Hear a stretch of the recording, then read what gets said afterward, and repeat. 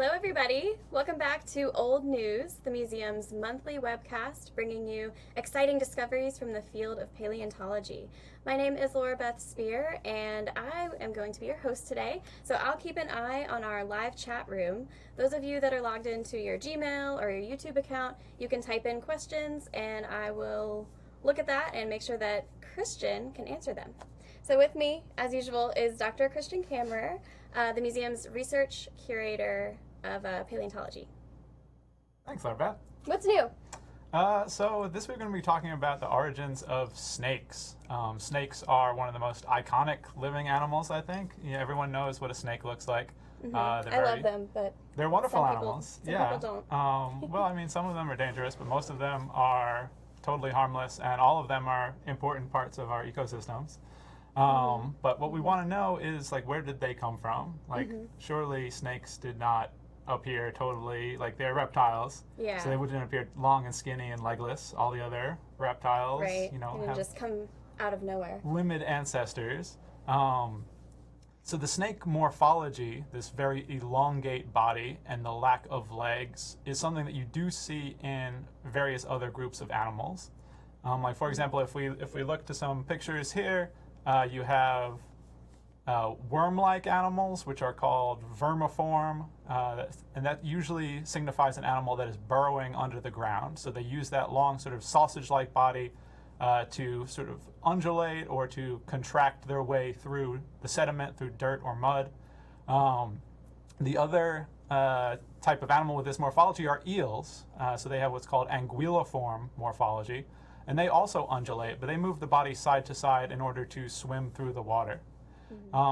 And although these are best known in these two groups, there are plenty of examples in lots of groups of animals, of both of these types of locomotion. So there are other worm-like things, like you have these worm lizards or amphisbaenians. So pretty. And then there are also these like worm-like amphibians called caecilians that mostly live in tropical climates in places like South America. So they're related to frogs and salamanders and stuff? They're also part of that general amphibian group. They look completely different. But yeah, no, they look like worms. But then you also have all these eel-like animals, including many from the fossil record. So nowadays, the tuatara is this, almost relictual reptile that lives in New Zealand, but it has a lot of fossil relatives, including marine ones, or at least aquatic ones, like these pleurosaurs, that have these long eel-like bodies for undulating through the water. And even some extinct whales, so this group called archaeocetes that lived around 50 million years ago, are sometimes known as eel whales because they had this long eel-like body. And Basilosaurus is probably the biggest of these, and that's actually an animal that lived in the southeast at that time, so living in places like Alabama, Louisiana, we find fossils of that animal. I've never even heard of it. So how big do they get to be? Basilosaurus can get around 80 feet long, so the size of pretty big modern whales.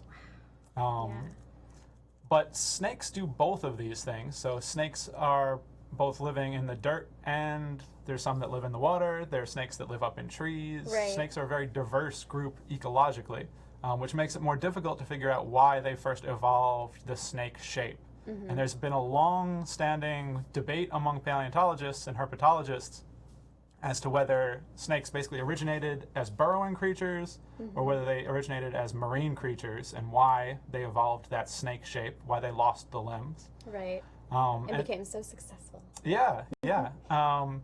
And there's evidence on both sides, really. So if you look at the most, I won't say primitive because they are highly adapted, but the earliest diverging, sort of the first of the modern groups of snakes to appear, it's this group called like blind snakes and mole snakes, and things that, if we look at this picture here, you can see these really small burrowing animals. So Anilios, this is a Australian blind snake, but you also have similar things living in the Western Hemisphere, in Africa. It's a pretty widely distributed group of these small burrowing snakes. So that seems like burrowing ancestry for snakes. But then if you look at the fossils from the Cretaceous, when we first see snakes, they're marine, and you see things like this. What's more, they do seem to be very primitive in their morphology. Like you have this animal Eupodophus from marine sediments in Lebanon that still has full little hind limbs. They're small, but they have all the little elements of a leg. It's not like a modern python that just has a little spur where the leg was. They have proper legs back there. Like the same number of bones that would have been in. Yeah, they have a little femur, a little tibia, all that stuff.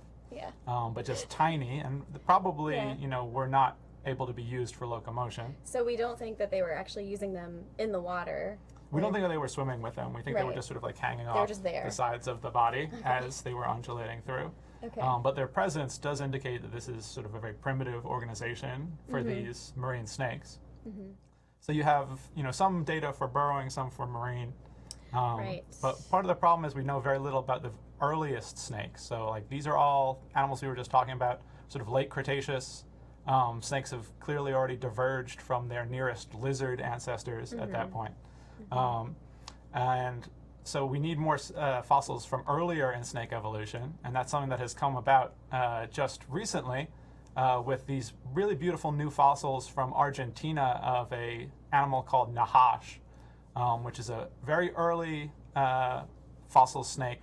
That the genus has been known for a little while, but from more fragmentary specimens. So the new fossils that were found here are really quite spectacular. So complete skulls, articulated, nearly complete skeletons, really elucidates a lot more about the morphology of Nahash than we could say before, and through that early snakes. Sometimes when you pull up pictures of fossils in old news, I need you to literally point out where the bones are. Okay. But in this version, in Nahash, I can like very clearly see the skull, the backbone. So I get what you mean when you say that it's a beautiful fossil, or that they are beautiful fossils. Yeah, it looks like a modern snake skeleton. Yeah. And what's more is it's from clearly very terrestrial deposits. So this is a very early snake that is clearly on land, not associated with any marine fauna or anything like that.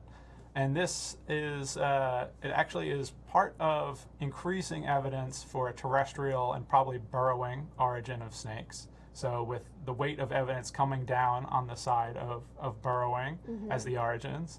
And you can see that actually a lot of the earliest snakes were fully terrestrial. So in addition to Nahash, you have animals from a little later in the Cretaceous, things like Sanaja from India. So Nahash was from Argentina. Sanaja was found a few years ago in India.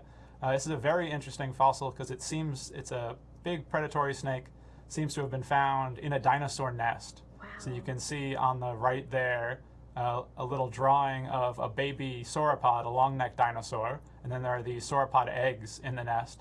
And the argument has been that Sanaja was feeding on these babies, as shown in this model made by Tyler Keeler, trying to show this event. And that's similar to what some snakes do today. Right. We have a lot of snakes in North Carolina that like to climb up into trees and get to birds' nests. Yeah. Right? Lots of snakes will take babies fresh out of eggs, and some snakes also specialize in just eating eggs whole. Yeah. Right. So, but this shows that that tracks. That behavior has gone a long way into the fossil record. At least 70 million years back, snakes have been feeding on nestlings and eggs. So also a very terrestrial animal. And then also recent work done on another Cretaceous snake from Argentina, Deinonyzia, looking at its inner ear. So our inner ear helps stabilize our locomotion, helps keep us walking around straight. But it also is part of the ear and helps with hearing and understanding, vibrations, the world around us. And in animals that are burrowers that generally don't get most of their auditory information from the air, but instead from the ground below them, they tend to have this very inflated chamber of the inner ear, which you can see actually in this, the CT scan to the right there. So what was highlighted in blue, that's just right there with the arrow. See how it's very enlarged. So that allows them to sense the vibrations underground, right? Rather than listening to it. So how much bigger would you say that is, compared to a human's inner ear? I guess, they're probably not the same size to begin with, so you'd have to look at a ratio. Well, the semicircular canals have animals that aren't burrowers tend to be much thinner. Like they really look like half of a hula hoop or something. Like it's very narrow. They don't Right. have that really swollen aspect to them.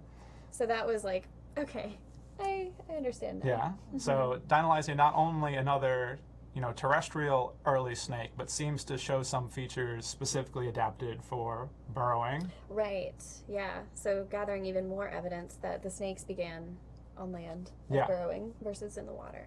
Yeah, so when you put all of this recent data together and then look at the evolutionary tree of these early snakes, you can see that basically all those ones at the base, which are sort of highlighted on the tree in orange, are really terrestrial animals.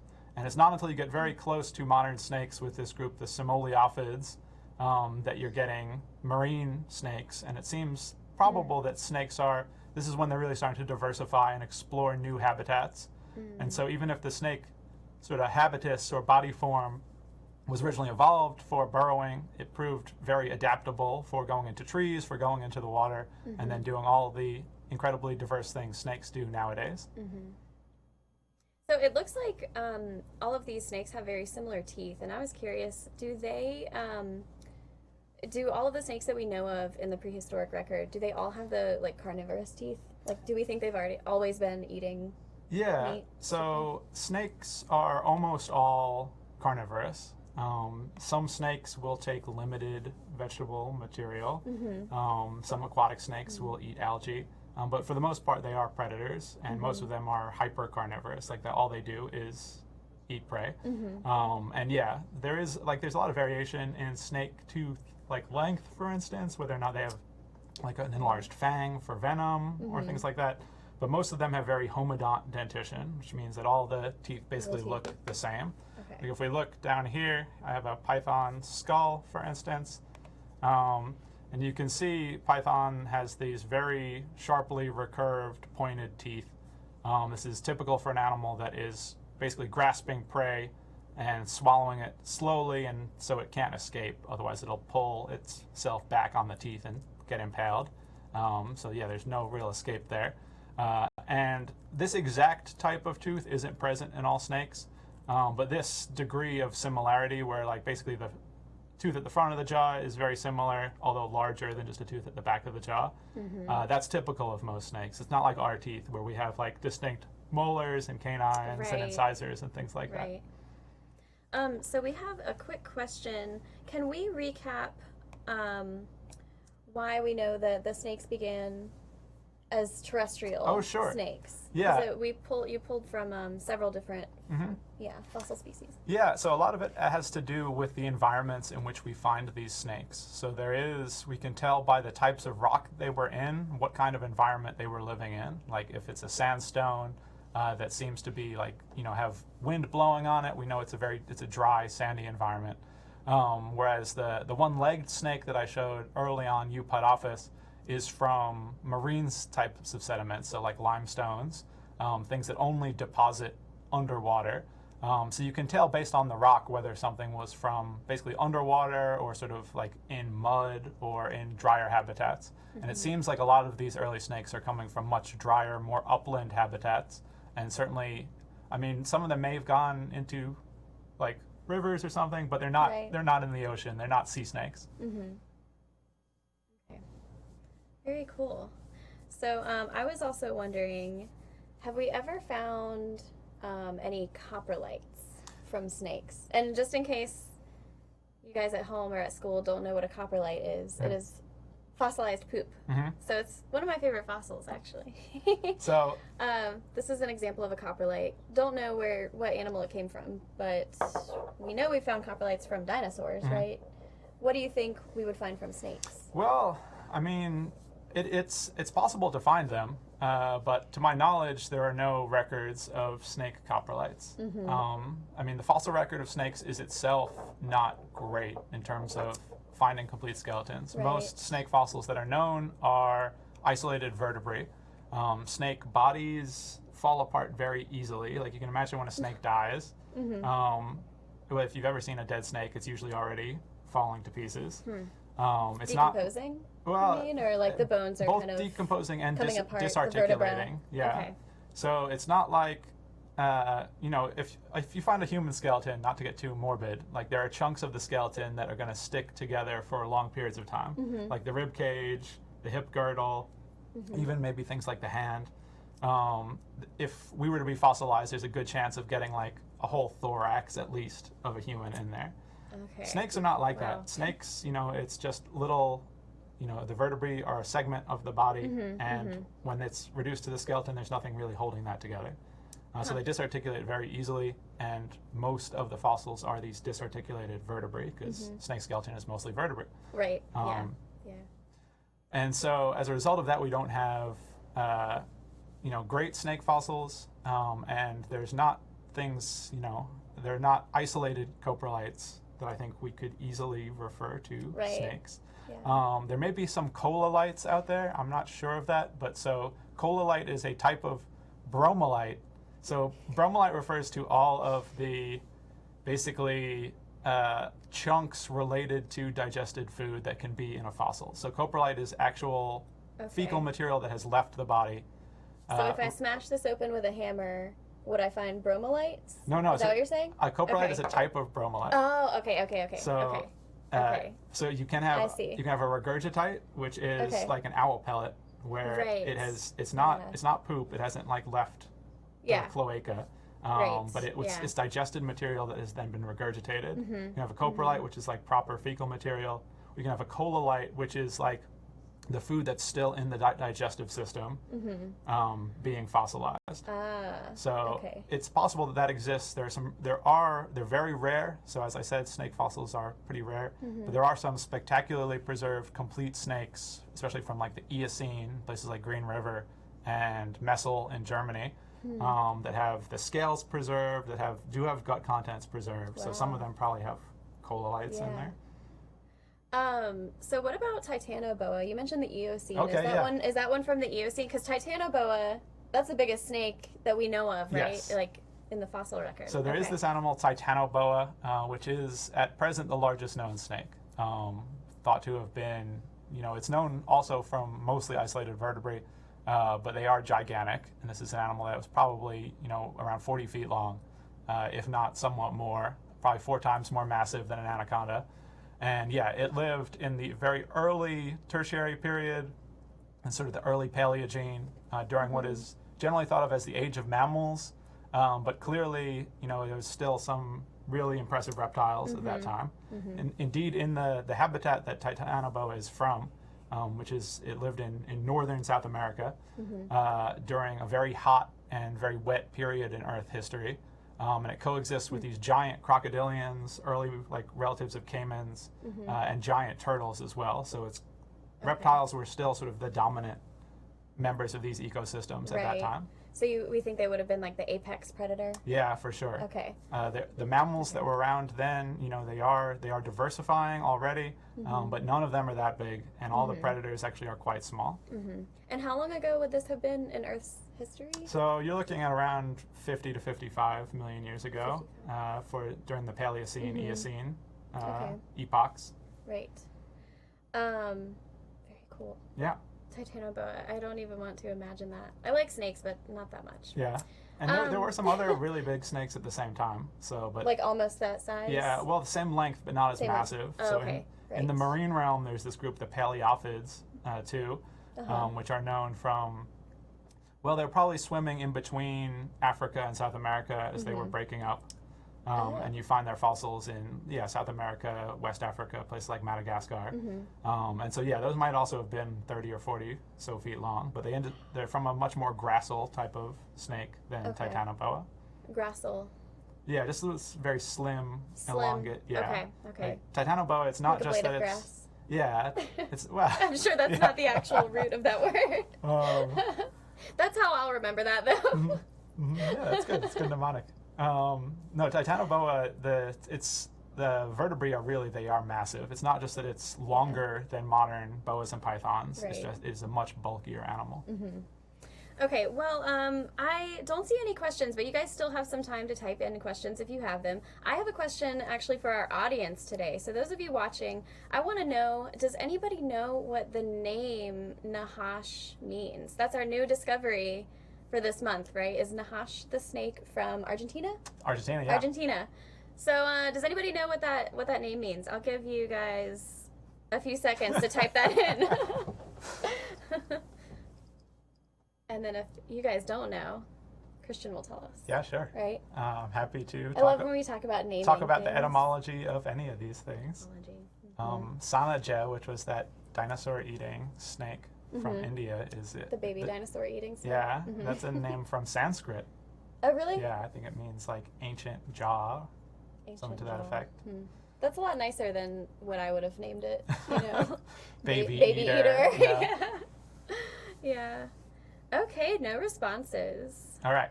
So what does Nahash mean? Nahash is just the Hebrew word for snake, but specifically, I guess it's the Argentine pronunciation of that with Very creative. with name, that right? the Snake. J in there. Uh-huh. But in particular, it's a reference to the biblical story in the Garden of Eden of the serpent tempting Adam and Eve. Okay. And then, in Genesis 3:14, God curses the snake to lose its legs and crawl on its belly and eat dust. Okay. So the reference is that this is a snake that still had its legs, and it's before, it lost the legs. So drawing some, legendary drawing inspiration from different, to get the name there. Okay. I mean, I think it's very cool that we can name different animals from different inspirations, like what inspires people. And that was actually when Christian told me that we were doing something on the origins of snakes. I said, did it come from the Garden of Eden? So anyway, you can clearly tell what culture we are from. Well, I do not see any other questions from you guys. If you think of any, you can always email us. And we are also glad that Old News is back. And this is our last program for the year, for 2019. So thank you for joining us.